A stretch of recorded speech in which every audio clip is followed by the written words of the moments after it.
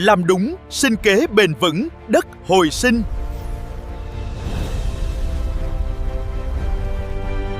Walk down any supermarket aisle today, and you'll find produce covered in labels. Brightly colored stickers claim organic, sustainable, and regenerative. It is difficult to determine if these represent actual ecological repair or simply a clever way to justify a higher price tag.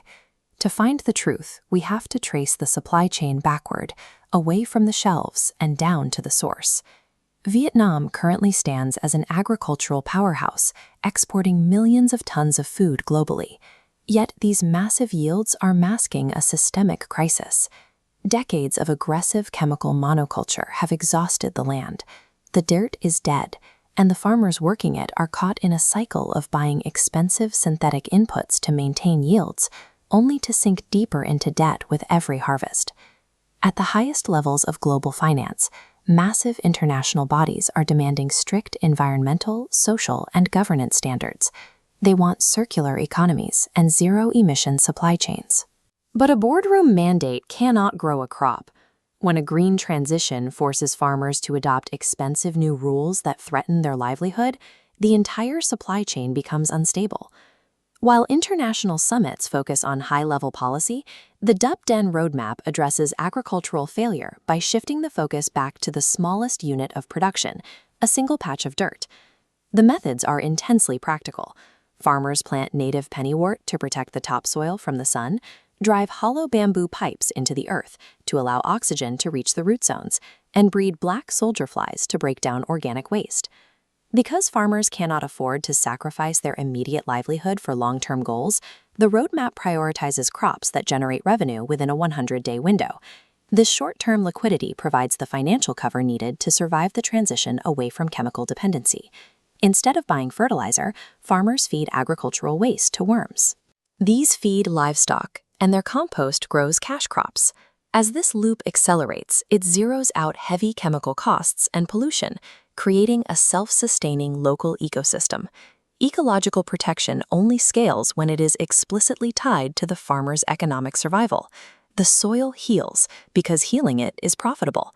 While a single successful farm proves the concept, one family's healthy plot cannot supply a global supermarket or stabilize a regional economy. To scale up, the roadmap introduces a local extension hub, often called a coffee station. It acts as a gathering point where local farmers, agronomists, and buyers meet to agree on a shared set of cultivation rules. You can see the transition here. Instead of 100 neighboring farms guessing at what to plant, they snap together into a unified production grid. They'd agree on exactly what to grow, how to treat the soil, and how to track their yields. This forces a shift in behavior. Instead of planting a crop and hoping to find a buyer at harvest, the entire zone secures contracts in advance based on their unified, predictable standards. Scientific techniques are ineffective without the organizational architecture required to coordinate the people doing the work. Once a standardized zone generates a steady stream of revenue, the path of that money determines if the region actually thrives. If the profits only leave the village to buy consumer goods, the community remains fragile. The roadmap details how to build internal social infrastructure, pooling funds into community banks, local healthcare reserves, and rural education. When wealth is captured locally, the standard of living improves alongside the environment.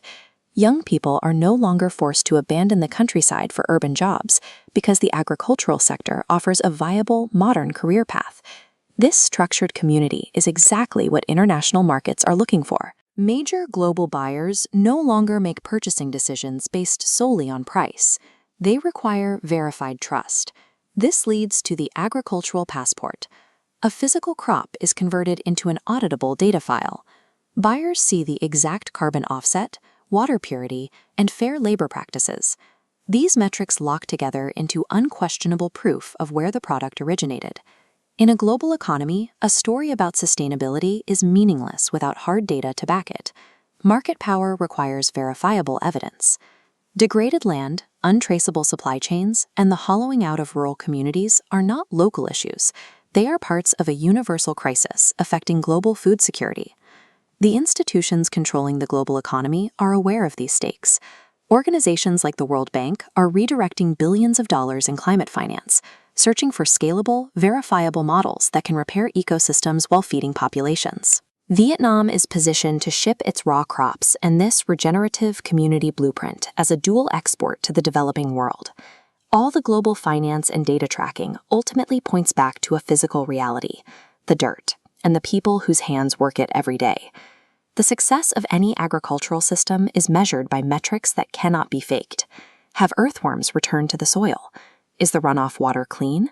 Are the farmers out of debt and their children receiving an education? The system thrives when farmers live correctly with the soil, support their local community, and actively preserve the land for the generations that follow. Healing the earth, healing the human. Chữa lành đất mẹ, chữa lành con người.